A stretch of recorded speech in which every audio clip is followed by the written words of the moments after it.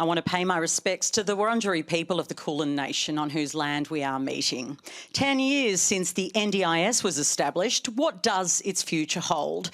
And more misconduct claims at Parliament House. So how far have we really come? On the panel, the Minister for the National Disability Insurance Scheme and Government Services, Bill Shorten. Independent member for Kooyong, Monique Ryan, who is the Director of Neurology at Melbourne's Royal Children's Hospital before entering politics. Disability advocate Sam Connor, who sits on the board of the Autism Self-Advocacy Network. Award-winning comedian, cabaret singer and writer Reuben Kay, who is currently touring his live show around the country. And leader of the National Party in the Senate, Bridget McKenzie, who is Shadow Minister for Infrastructure, Transport and Regional Development. Also tonight, why drag queens reading to kids is stirring heated debate.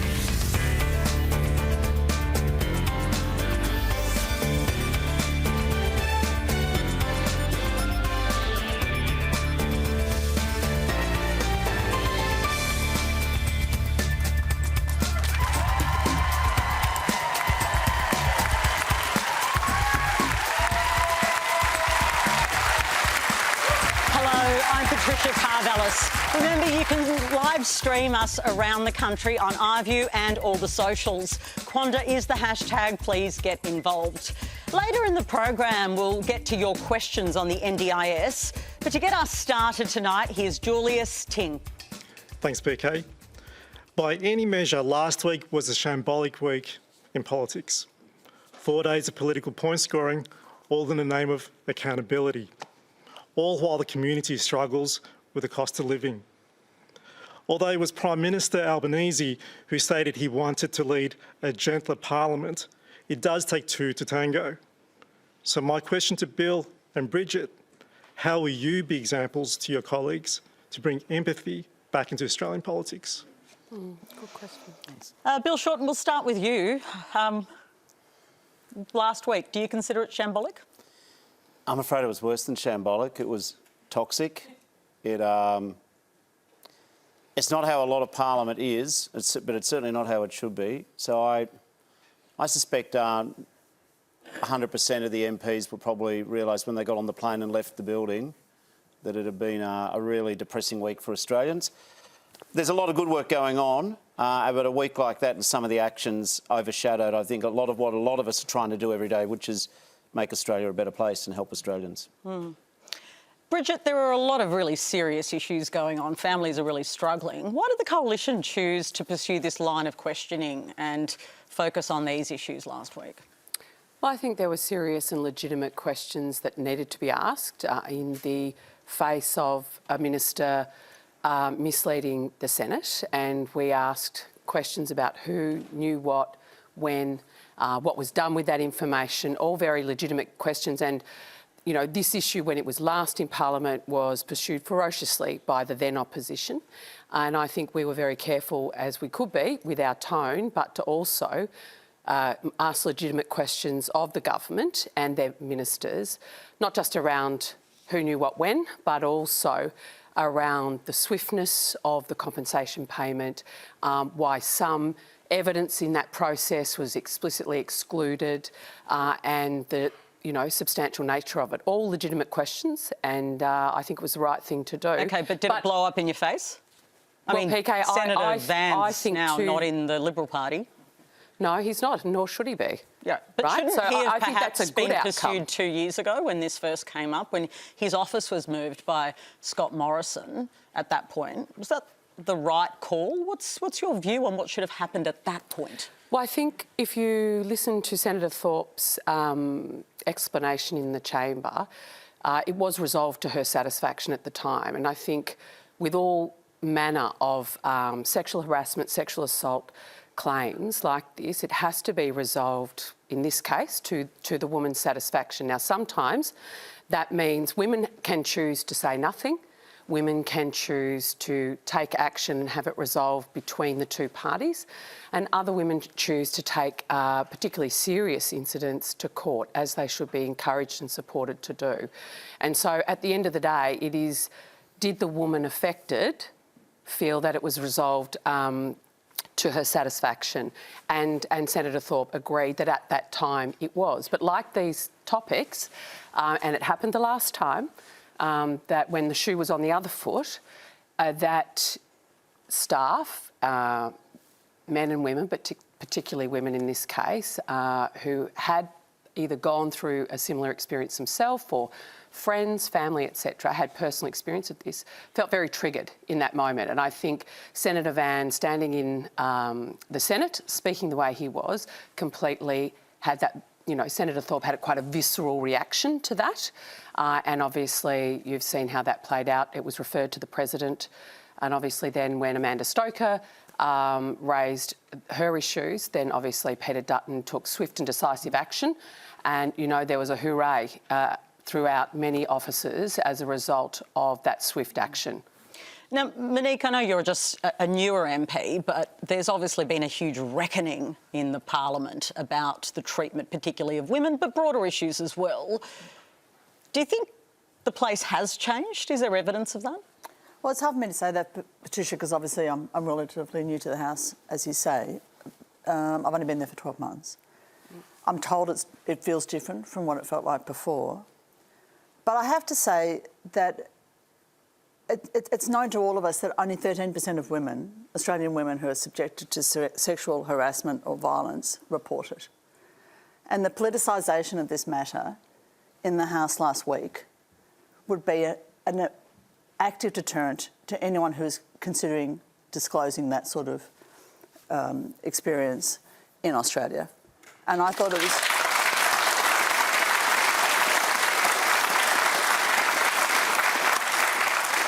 I can speak for other members of the crossbench because we talked to each other after each question time because we found it distressing. And we wanted to stand to our feet and say that we felt that it was conduct unbecoming Parliament. And I think if we learn nothing from this, we have to decide as a society whether we want our Parliament really to be dragging people who've gone through really difficult experiences through that sort of experience again. It wasn't ideal. I actually felt it was shameful, and I think many people. Now, Sam and Reuben, you're not parliamentarians, but you are no doubt consumers of what's going on in that place. How did you read it? That's why we look happier. It's yeah, I think, you know, that whole toxic workplaces, for me, I'm relatively old, I'm 55, and for me, being, you know, touched up by the boss and having people make sexual innuendo to us in our particular age group. Monique, you're of an age, right? So was almost. So it was a thing that was accepted back then in the day, and It was. yeah, it really was. And so it's, you know, it's culture change really, and we need to understand that it is not acceptable at all to not have a safe workplace. So as somebody who skulks around Parliament a fair bit, I don't think I'd like to work there, to be honest. But we're hearing that it is changing. It is. You still don't feel like it's at Well, that... Bill's been there. I've been there 14 years. Bill's been there 15. A little long. Yeah, 15. And it has categorically changed from when I arrived after the 2010 You think election. it has too? Yeah. Yeah, Hope so. I mean, Bridget made some points about Katie Gallagher. I don't think the opposition was justified to the extent that it went, and I think it had some negative, or some very real effects for a whole lot of other people. But parking the sort of political point, the following 2019 to 2022, in that time, a review was set up by, well, we've got Kate Jenkins, who's a very experienced expert in terms of the rights of women and workplaces. Last week doesn't show that things have changed, but why I think that's unfair at one level is because a whole lot of other pieces have changed. There's what's now happened is there's now a parliamentary work support service. It's independent of government. It's independent of the political parties.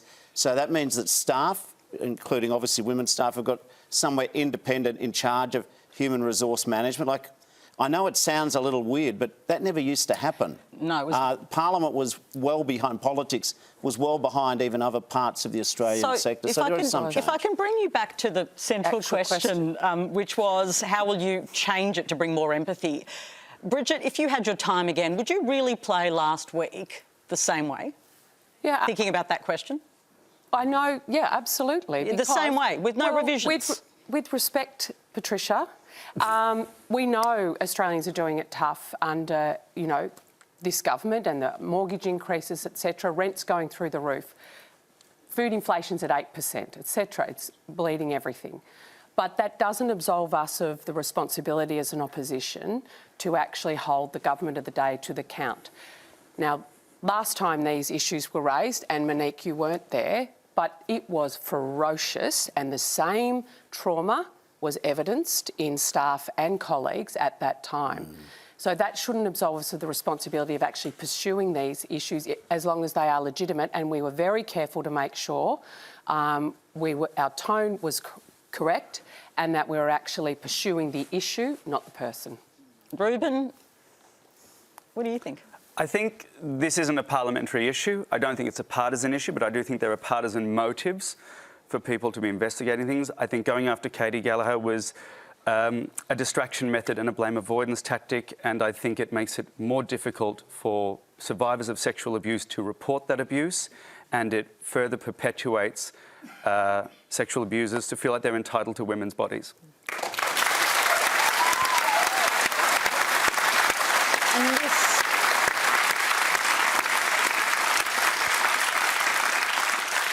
And this gets us to the topic of our online poll. We're asking you, should politicians who quit their political parties be required to resign from Parliament? You can cast your votes anonymously on the Q&A Facebook, Twitter and YouTube accounts, or the ABC News Instagram account. We'll bring you the results later. Our next question is from Aditi Yasashdeva. Hi, Dr. Ryan. In light of your recent workplace dispute settlement, where your former Chief of Staff alleged unreasonable working hours that were frankly un-Australian-like, how does the reality of a political career differ from what you initially imagined? And what steps do you believe should be taken to address unsustainable workplace cultures, not only in the Parliament, but across all sectors?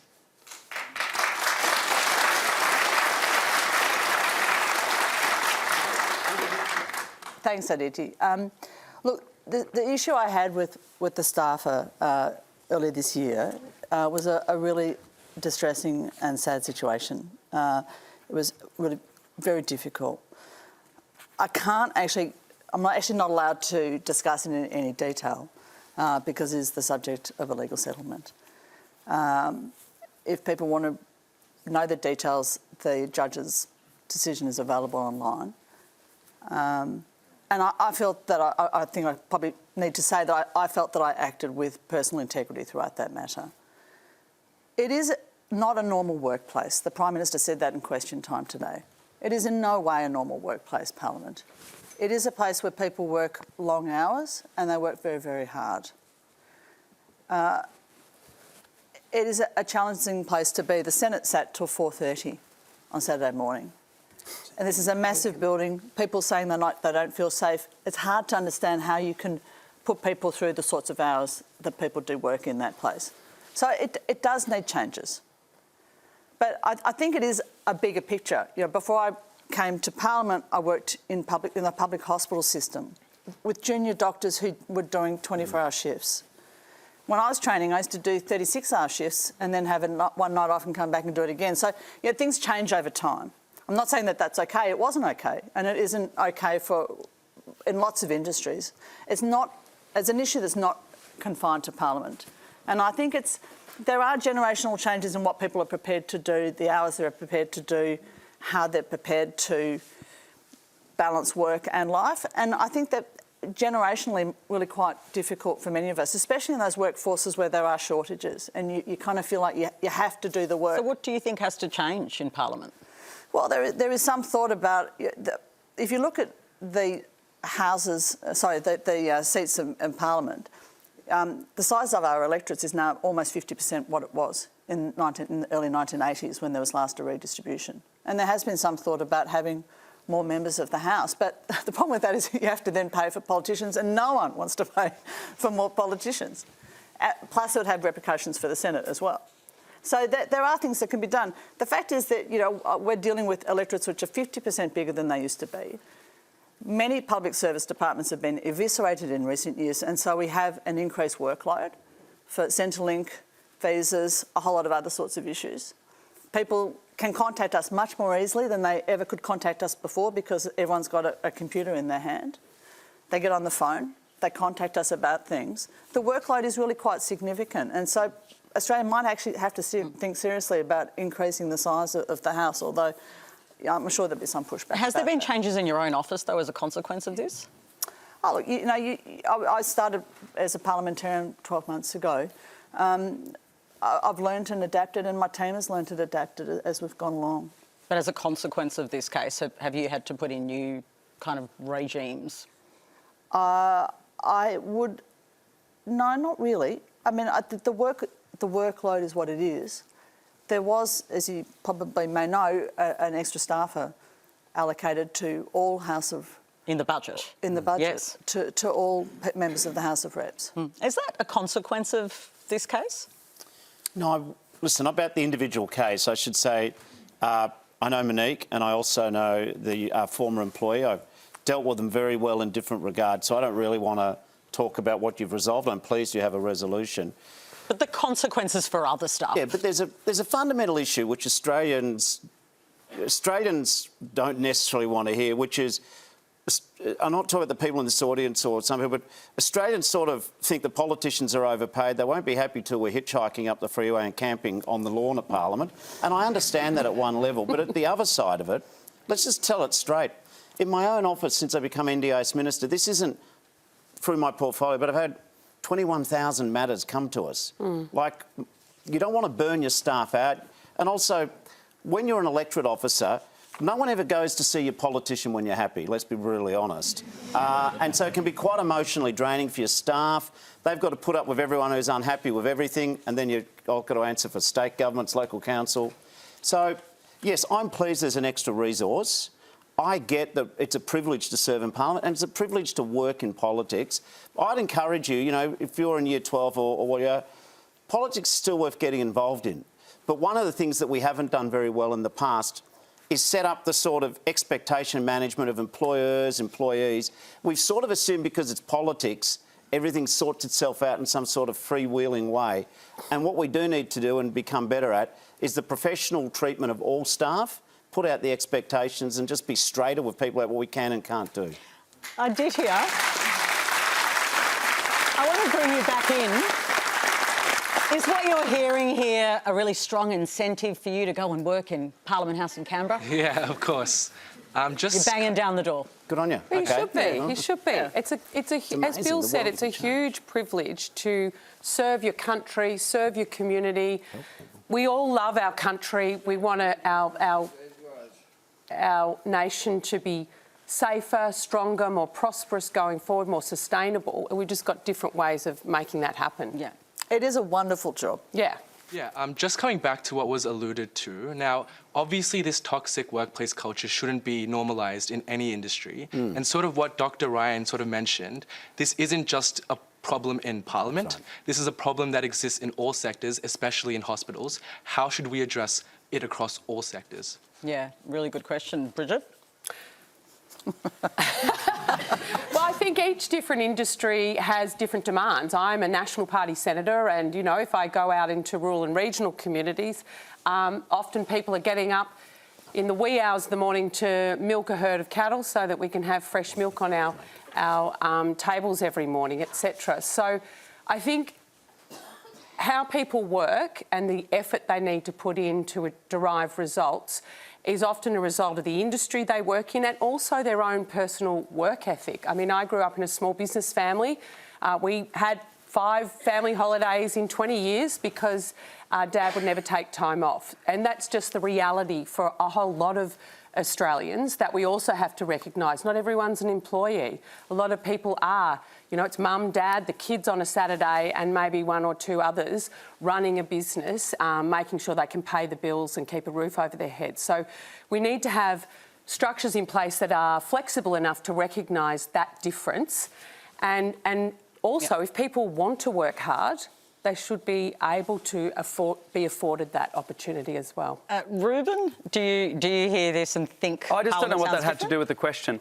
Well, he was not. I just feel like we're not talking about mum and dad businesses. We're not talking about small businesses. We're talking about large businesses with huge pressures on them, time constraints and under-resourced. That is going to absolutely breed a toxic workplace. And that's true in all sectors. So what are you going to do about it?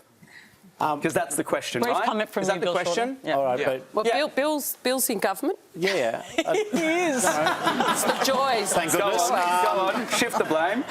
Well, All right, but she's actually right. Yeah, he is she in is true. government. Thank you. Yeah. yeah. Okay. Two quick things. The first thing I'd say is we ask, and I'm going to talk about the public sector, but it's not just public sector. Okay, I get that, but in the public sector, we've seen them hollowed out, jobs taken, contracting out. So if we want to have great healthcare, if we want to have great NDIS, if we want to have great support, then we have to bring more people back in so that there's more people to help do the job. But the other thing I'm going to say, which will no doubt be the source of questions in the Senate from the Coalition, one tip I can give you when you go into a workplace, join a union, because that way if you're doing it hard, you can at least ask someone. Well, Bill Shorten, I just got former Bill Shorten union leader vibes there. No, it's just... It was I was talking to you back in your AWU days. It was Franklin Roosevelt, arguably America's greatest president, who said that if he worked in a factory, he would join a union. That's Okay. all. All right. That doesn't make us communists. No. Plenty to get to tonight. I'd like to bring in Jeffrey Rain. Thanks, PK. My question is to Ruben. Drag has been an intrinsic part of our entertainment and culture forever.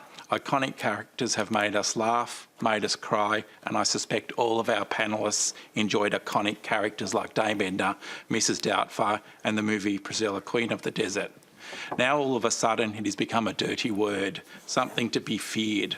Why is this happening now? And are you and the drag community fearful for the future and for your own safety?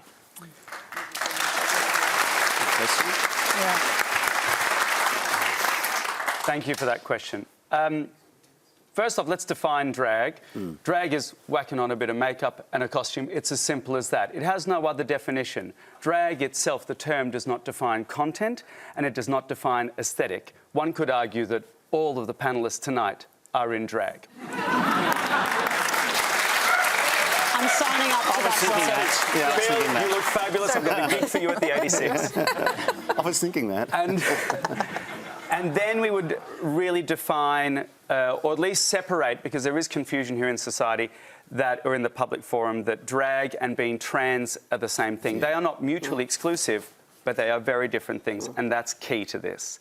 And then we get down to what this is really about, which is drag queen story time. And drag queen story time is simply a drag queen stepping into a library in a sparkly outfit, reading a story and singing some songs to kids. That's it.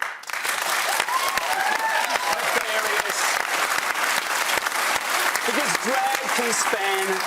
drag can span art forms as long as you like. It can be an adults-only club performance. It can be something as simple as this. And it's necessary because drag queen storytime does something important. It opens kids' eyes to a world that is diverse and reflective of reality. And then it offers queer kids an opportunity to see themselves. And if queer kids don't see themselves represented in this world, how can they envision a future with them in it? 48.1% of trans and gender diverse kids attempt suicide in their life. So when people say, oh, we care about the children, they don't care about that statistic. They don't care that 16% of kids live in poverty in this country. They don't care that 1 in 4 children in this country is on the brink of illiteracy. Drag Queen Storytime has been going on in libraries for 10 years before this because of public demand.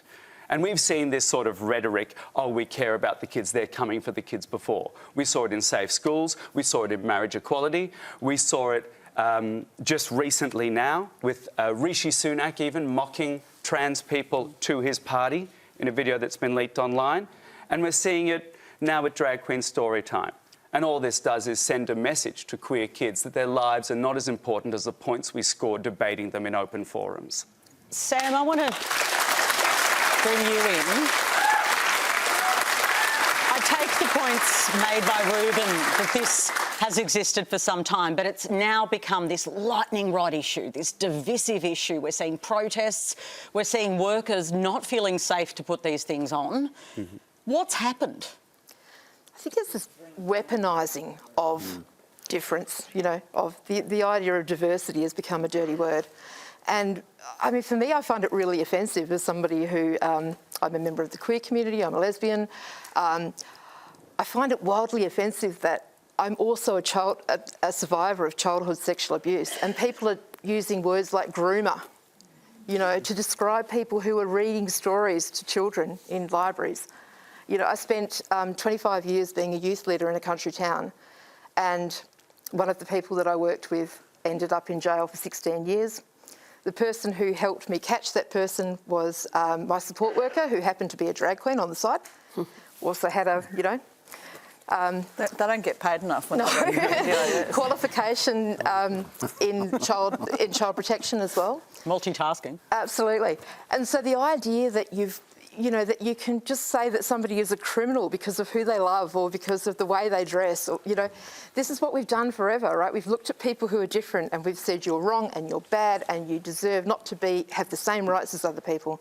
And, you know, that's what I see is at the bottom of all of this. Yeah. Oh, I'd like to bring you in, Bridget. You've no doubt watched this. It's happened across the country, particularly New South Wales and Victoria, where there have been some cancellations.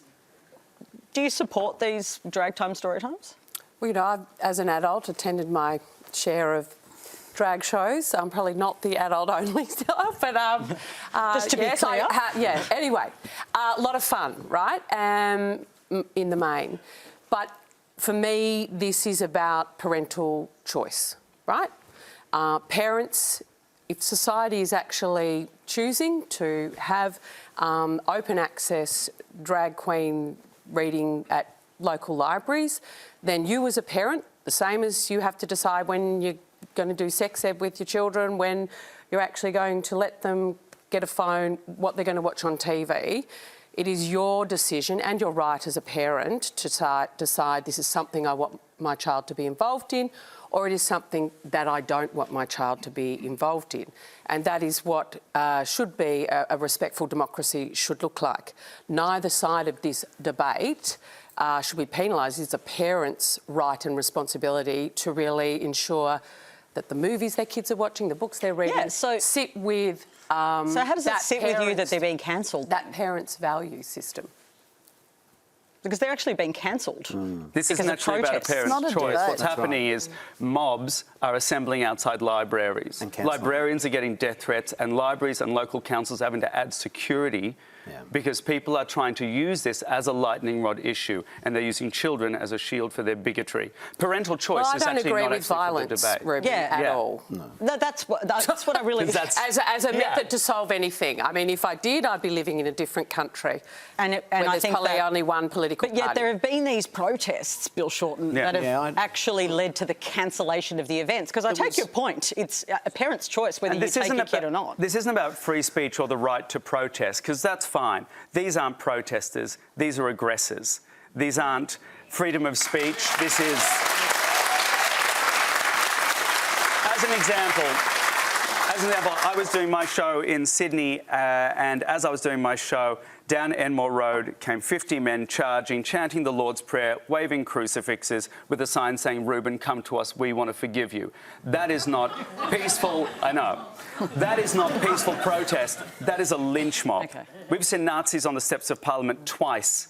Now, that is twice too many. What message are we sending, not just to kids, but to the rest of the world as to what Australia is now? Bill Shorten? Oh, listen, I don't think it's a matter of parental choice. If a parent doesn't want to send their kid to the library, they don't have to. It's not compulsory. But how did we... I love Melbourne. I love Victoria. I've lived here my whole life. I think it's great that we can get kids to go to the library.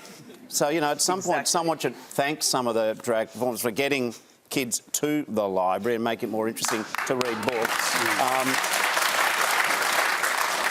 But in my own council, Moonee Valley, some of these intolerant, people who somehow feel threatened by a drag queen, so made nervous by a drag queen, a whole mob of them had to turn up in a group because they couldn't talk to them one-on-one, they were scared. I don't want those cowards in my community. This is not freedom of speech, it's American culture wars, and we should just say to the people doing it, you're not welcome. There's enough people in this country who are middle of the road. We are sick of intolerant shouters, and we should just say no. If a kid wants to go to the library and have a story read to them by a drag queen or a person in a koala suit or whatever, that's fine. Let's just do it.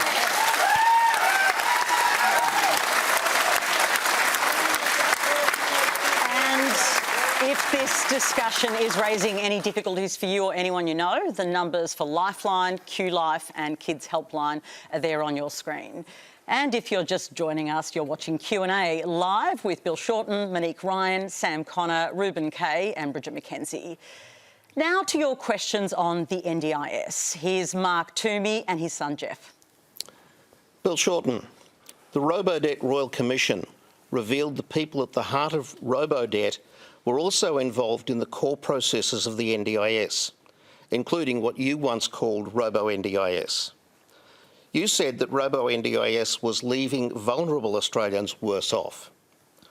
RoboNDIS.org is a network of more than 500 people who have been harmed by appalling decisions to minimise funding for people with serious permanent disabilities.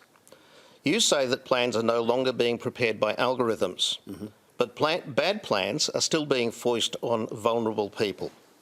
This is not just a historical problem. We see new cases every day. I'm concerned about what could happen to vulnerable people like my son if this continues. What should happen next? Thank you. Mark, I follow what you put online, and so I do read it, and I know you've got a very clear view. But I want to just make 2 or 3 very brief points. First one is the Robodebt Royal Commission and Robodebt was a terrible breach of unlawful behaviour over 4.5 years. I helped organise the class action with very strong plaintiffs, Gordon Legal, and we, at the door of the court when we were finally going to call the ministers and senior public servants in, surprise, surprise, they settled. They paid $1.8 billion back to nearly 500,000 Australians who the government was unlawfully collecting social service debts using the basis that an algorithm had said you owe a debt. They didn't bother to find out from the person the circumstances. They just said your debt and they reversed onus. We've now got the Royal Commission.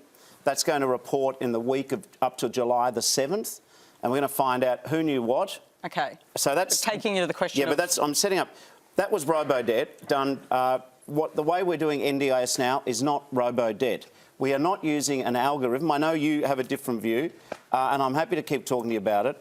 We're not using an algorithm to assert a person's plan. The NDIS works where you have an individualised plan, and they use various inputs to it. One of the inputs they use is a targeted package, where it's a tool for planners. Then they look at the person's reports. Anyway, I don't want to bore you all with it. No, I don't buy. It's not so much about Robodebt. it being. It's not boring, but what it is let's just be technically accurate. You're saying that there are people being harmed by it. What are you specifically saying is happening? I'm saying that people are still getting plans that are substantially less than the support that they need. And are you saying it's because of the robo element? It's because of the entire process that the NDIS uses. It's not just a computer system. Okay. It's a set of policies and procedures and rules and education of planners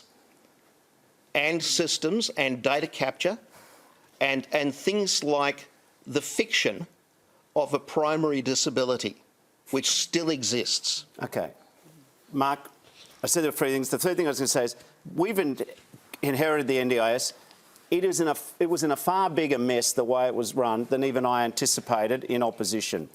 We are doing, and I accept that there have been poor planning decisions made in the past.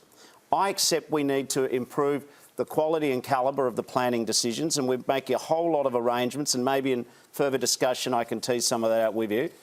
I accept the premise of, I don't accept it's Robodebt. I do accept that the agency hasn't been well run. We've now got 50% of people with disability on the board of the agency. 10 of the 11 senior reports in the agency at the time of the election are now gone.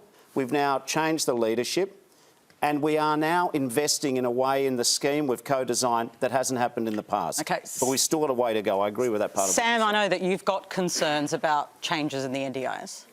I'm kind of moving over to Mark away from you, Bill, sorry. It's okay.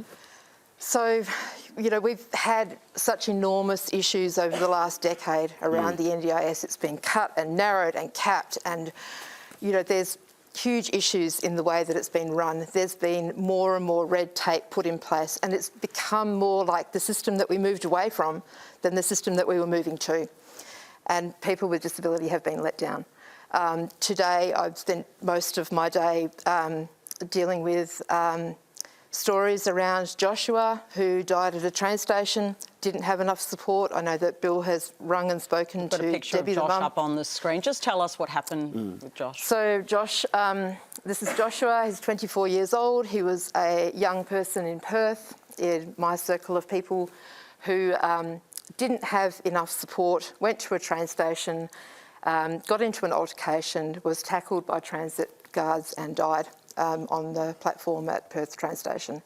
So this is just, we've let this young person down as a society. I don't care who's let him down. You know, I don't care if it's COVID measures. I don't care if it's the NDIS. I don't care if it's the transit system. We've let a young person with a disability down. But it's the case for so many people with disability right now, you know. So we're just finding it, the changes that have been made are going to be very, very difficult to undo, I think. You know, when we're talking about algorithms and using Salesforce and all of those things that have been put in place. We've built this thing, and changing it is going to be a very, very difficult thing. We've put in place red tape and barriers. It's been focused on all the wrong things. Yeah, that's true. It has. Because it was driven by a we must not spend money on people who are not productive right. mindset. That's right. But it's an investment scheme, yeah. But it's an investment scheme, right? So we That's know right. that it returns back to GDP. So we need to make sure that we invest in the NDIS, and we make sure that people with disability have the right to participate in the same way as other Australians. And investing in that scheme is going to return to Australia. Monique, if I can bring... And their families. I have 2 new members this week who've been forced to give up their professional careers because the NDIS has cut the funding to their dependents who have disabilities so that no longer can mum and or dad go to work. Monique, the government is making significant changes, I mean, the minister's right here, to the NDIS. Are you worried about some of the direction it might go in?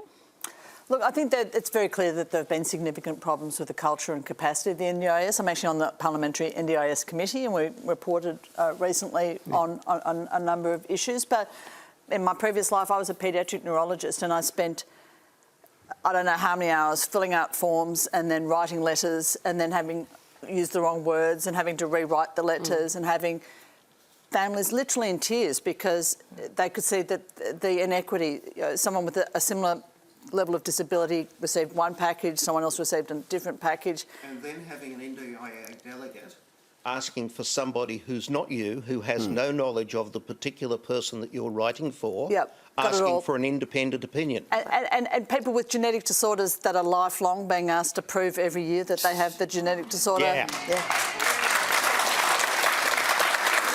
That's not hard to fix. People, you know, kids with degenerative neurological disorders and me having to justify why they need services when they're not actively improving. You know, there were things that were really, really difficult. But, you know, you can't turn the Titanic overnight. This is a big system. There's 550,000 Australians receiving the NDIS support.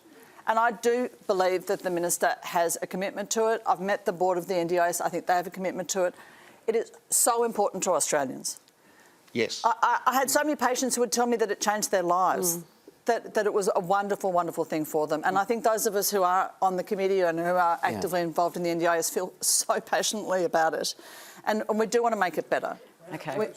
Well, but unfortunately it doesn't fucking work. Well. Yeah, that's right. Thank you. Let's keep this conversation going, and I'd like to bring in Cheryl Slade now.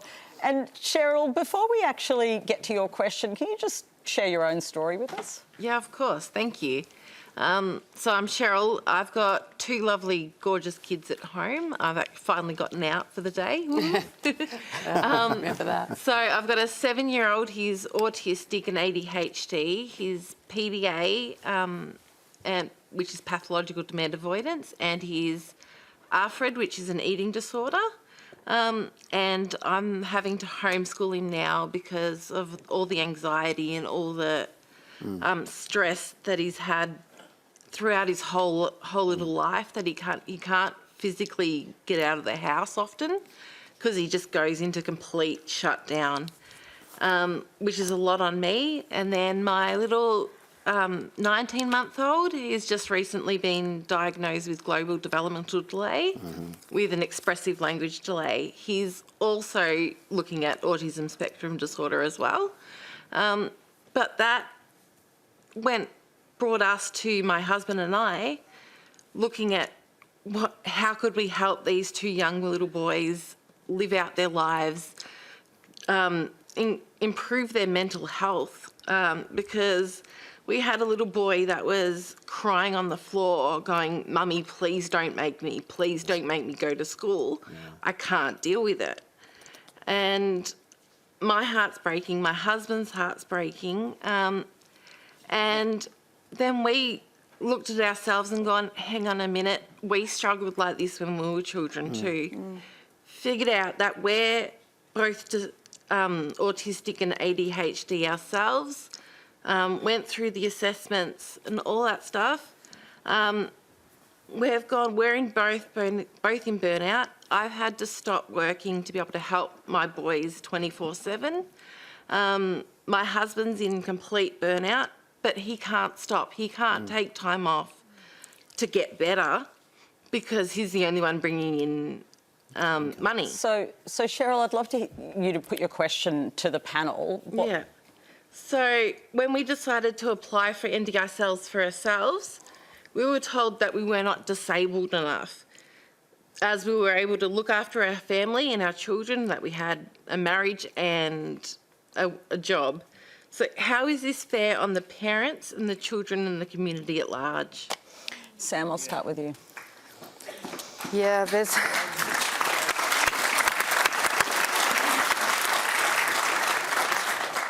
Thank you for that. One of the really big issues that we've had in the past has been where we have this idea of informal support, you know, that we have a husband or we have a wife or we have, I was told that my scout troop were an informal support. They didn't know that they were informally supporting me in the community when they were pushing me up a hill, but there we go. There's a lot of the issues that we've had, I think, around NDIS have been around people looking for reasons to justify people not getting into the scheme and limiting and capping support. It's been a massive issue for people with disability, especially in the autistic community. I know that a lot of... I'm autistic and have ADHD as well, and also have children who have ADHD and are autistic as well, so absolutely know what you're saying.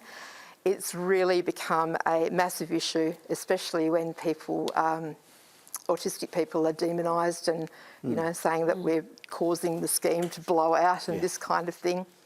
The reality of it is that a lot of people who are autistic need just a little bit of support in order to go a long way. And so getting rid of those barriers is going to do the scheme overall. Yeah. Bill Shorten, I want to bring you in as the Minister responsible. The government announced that it is essentially getting a new growth target of 8% for the NDIS. Inevitably, you know, basic maths would tell you some people are going to have to miss out if you're reining it in like that. First of all, I've got to just say to you, Cheryl, with your individual matter, let's get your details. Like, the decisions are made independent of politicians, but I think I mentioned in an earlier answer, my office has taken up 13,000 matters, so, you know, we'll talk to you about your individual matter, but going to your bigger point and the point that Sam made. First thing I've got to say is, you know, Mark, Sam, people have had bad experiences. That's your truth, and that you have had bad experiences, and I'm not going to gaslight you and say you haven't. I feel no obligation to justify the 9 years of the coalition. But what I do need to say to everyone who's watching this, who's either on the scheme or actually knows nothing about the scheme, under Labor, the NDIS is here to stay. We want to make sure every dollar gets through to the participants for whom the scheme was set up. The scheme is not capped.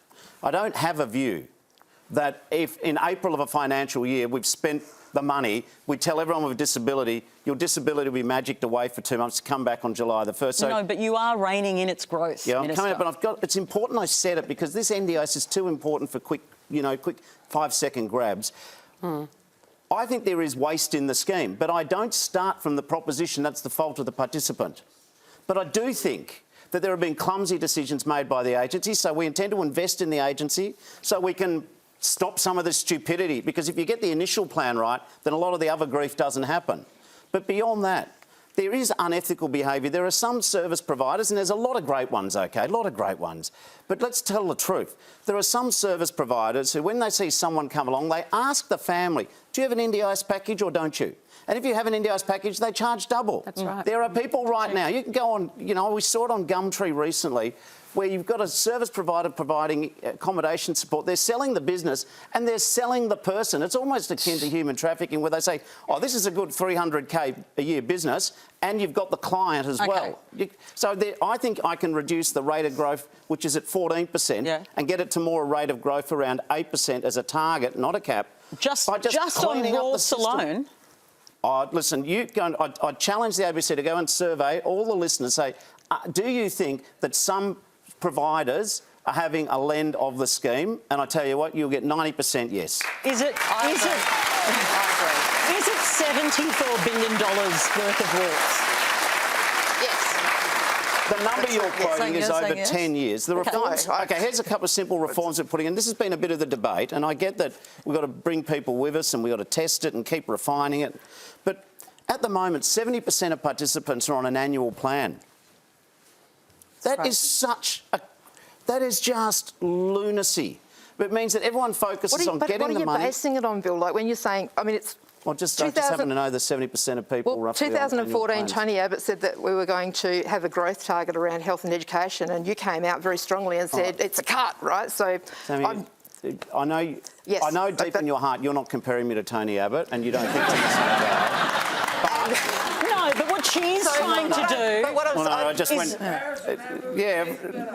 what she is trying to do is hold you to account about what you're going to do. So I just want to get a clear answer on this. Are you going to get it to an 8% growth target, which is a reduction in the spending, just dealing with Rawls alone? Well, there's 6 reforms, actually. One is better capability in the agency. Second one is stamping out unethical behaviour. Third one is to tackle price gouging. Fourth one is to get the states to step up. I know I'm meeting them on Friday. They haven't made any commitment to that. I want to bring you in, Bridget, because you were in fear... I didn't mean to interrupt your question with an answer. OK, go on. No, sorry. Yeah. I'll pay for that. If you're going to kill me on Radio National, I'm dead man walking. Set your clock to it, friends. Yep. Click. I'm in furious agreement with Bill around the provider piece. As someone that represents the regions, we were hearing these horrific stories of providers flying maybe from Melbourne up into, Mildura for that sake, visiting 3 different clients and charging each of them for the one airfare. Just incredible. So I think that's fantastic. I think Bill actually has the toughest job in government. This is a critical scheme for all Australians. We are all behind a successful and sustainable NDIS for our most vulnerable. And, he's got to make that happen with the budget pressures that he's got. And it's not going to be easy. The Prime Minister is relying on Bill Shorten to get this right. No pressure. No pressure, Bill Shorten. But the good news is I'm relying on Sam and everyone else to keep me honest. But so are all, disabled and vulnerable Australians and their families, that this scheme needs to be world-class for us all. It's changing lives. Yeah. OK, thank you so much, Cheryl, for sharing your story. Next, we'll hear from Becky Bauer. So, Ruben, first of all, it's great to see you here. And I just want to say, as a pastor, that I'm sorry for the hurt and hate that you've experienced, particularly from Christian community, particularly recently. You're a comedian. You tell jokes. I guess my question, though, is what impact do you believe your joke on the project did have? And do you believe that telling that joke by a straight person would have had the same result? Just before you answer that, I reckon context matters because, yeah, just before we get You to don't your want to answer... tell the joke again, do you? No. This isn't bulletproof. No, but I do, in all seriousness, I do think people may have missed it and not know what we're talking about, and I think people should have the right to know what we're talking about. Earlier in the year, you shared a joke on the project. It was very controversial. A lot of people were offended by it. And you said, I love Jesus. I love any man who can get nailed for 3 days straight and come back for more. That was the joke. There was more in the delivery, but yeah, it was... As an ABC presenter that would like to stay being employed, I did that with a very straight delivery, and I understand why people were offended. The question, though, right, obviously Christians were offended, and that's certainly their right to express that. But on the question of whether a straight person had made the joke, you would have gotten a different reaction. What's your thoughts on that? I know it's that joke has been told by straight people. Ricky Gervais devotes almost 90% of his routine to tearing down religion. Dave Chappelle does it. Large, big name, straight comics do this all the time. This isn't about the joke. This is about who was telling it. This is about a queer person.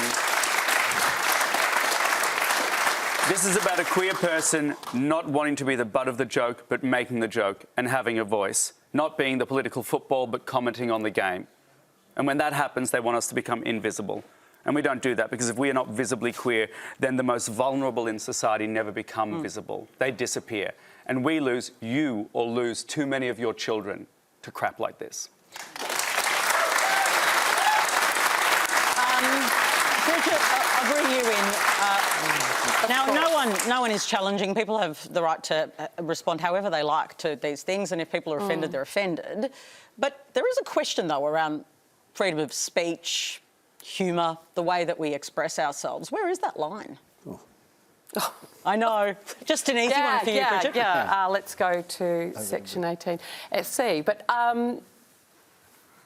you know, I am a person of faith, and it wasn't just the Christian community that got offended. The Islamic community did as well.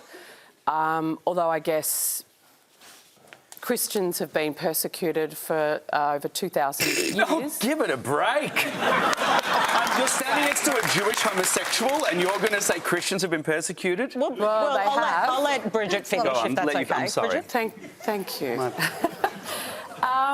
So, you know, it comes with the territory at the end of the day. I think I would have been equally offended had anyone said that joke. So, and I'm only speaking for myself and my faith, but that's me.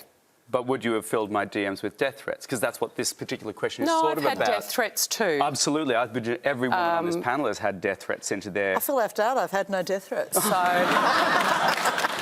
I think we could probably go toe-to-toe on negative social media intake. Let's go for it. But, yeah, and I don't think anybody should get death threats for what they say, right? But I also think that we live in a pluralist society. We're one of our great strengths, one of the great multicultural countries in the world that has remained relatively peaceful around religious, antagonism. And so I wouldn't be going near those jokes. But, I mean, you're a comedian, you're an artist, so you're going to do what you're going to do. But, yeah, there's that's how it goes. There's something to be said for the context that this joke existed in as well. And I deliberately said on the project that this joke is a direct response to me receiving hate from Christian people, from a very innocuous interview I did with children for Channel 4 in the UK that resulted in me being called a groomer and me having my DMs filled with "you have to accept Jesus' love, you'll burn in hell," all of the different tropes. Since the project, I can't even begin to count the amount of articles that have been written about me, calling me lewd, demanding for apologies. My phone has been confiscated and combed over by 3 different state police organisations. My parents have been instructed to not open anything that comes addressed to me. My addresses and their addresses are on priority response lists and have been scrubbed from the electoral roll, so they can't be found. As I said, in Sydney, there were mobs wanting to lynch me. So I think there are comedians telling far worse jokes who receive far less. I don't think this is about one joke. It was a great joke. Thank you.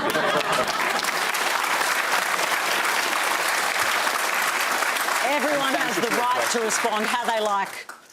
And we're going to leave it there. And we can bring you the results of our online poll now. We asked you, should politicians who quit their political parties be required to resign from Parliament? More than 8,000 of you responded. Here's the results compiled from our social channels. Yes, 59%. No, 31%, which is interesting. Unsure, 10%. And to finish tonight's discussion, here's Alison Davies.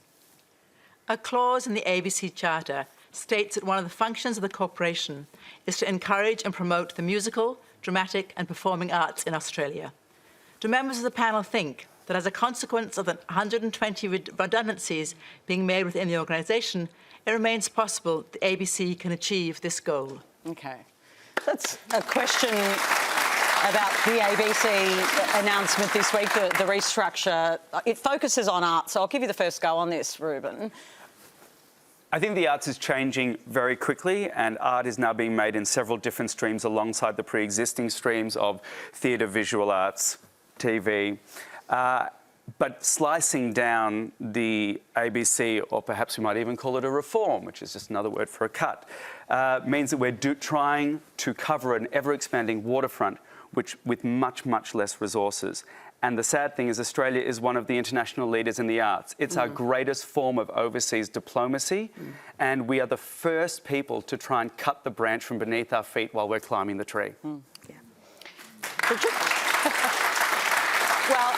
you know, I've been on the wrong end of Andrew Probyn's excellent journalism in my political life, but to see the ABC, our public broadcaster, not have a political editor in Parliament press gallery, I find is incredible. And there's another 119 people behind him who help the public broadcaster do what the public broadcaster should do, which is arts and culture, serving rural and regional Australia, because no one else makes some money out there with commercial TV. And having the investment to take the time to do the investigative journalism, right, that other commercial entities can't. And so I find it incredible that the government has given more money to the ABC, and yet the ABC is cutting the very core of what makes it a public broadcaster over social media. Like, to think they're cutting that and we're going to get more TikTok and Instagram and what have you. The ABC, and I'm certainly no spokesperson for the ABC, but the statement and the announcement, Bill Shorten, is incredible. About a digital transformation, saying it's about meeting audiences where they are. That's the logic behind it. Well, I appreciate the question. The Minister for Communications is Michelle Rowland. She's a very smart lady, and she's asked the ABC's announced it's got a 5-year plan, and this is part of their 5-year plan. We respect the operational independence of the ABC. So if this was a decision which perhaps this audience didn't like about something, they don't want the government interfering with the day-to-day running of the ABC. But you're saying, but this seems at odds with its values. What Minister Rowland has asked for the ABC is to explain to her how they intend to roll out their 5-year plans and what's the logic behind it. And perhaps in that process there'll be some broader debate within the ABC about what they might have thought seemed to be the right initial move, and hopefully maybe some people will reconsider and say, well, maybe we could do where we get where we want to get to, but without necessarily this particular path. And I am vaguely concerned with the news editor in Canberra, Mr. Probyn, that this came out of the blue to him, and I do think this is a lesson for all organisations, but don't drop change on top of the heads of your employees, because they don't deserve that, and nor do the people they deal with. Do you think it was the beer fridge? No. Monique? I don't know. It's our ABC, and we love it. We love the book show, gone. Poetry show, gone. You know, we pay taxes for things like the ABC, and as I agree with you, Alison, I think we'll have difficulty with the ABC meeting its charter without appropriate funding, and this needs to be reviewed as a matter of urgency. How about Bill Shorten's view that the ABC should operate independently? It obviously does and should. Politicians can have a view, of course, but where is that line? Well, you know, the funding from the ABC has been cut over a period of time, and increased funding that was put into the last budget only just got us back to sort of where it was 4 or 5 years ago. I suspect there just isn't enough funding there, and I think More money, Bill? it. Yeah. More money, Bill. Well, I like your newfound socialism. Anyway, there we go. Okay. Now, that is all we have time for tonight. And thank you to our panel, Bill Shorten, Monique Ryan, Sam Connor, Reuben Kay and Bridget McKenzie.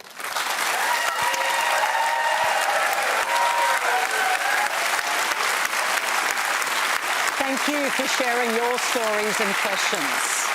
And Q&A is taking a break for a few weeks. We'll be back on Monday, July the 24th. Until then, good night.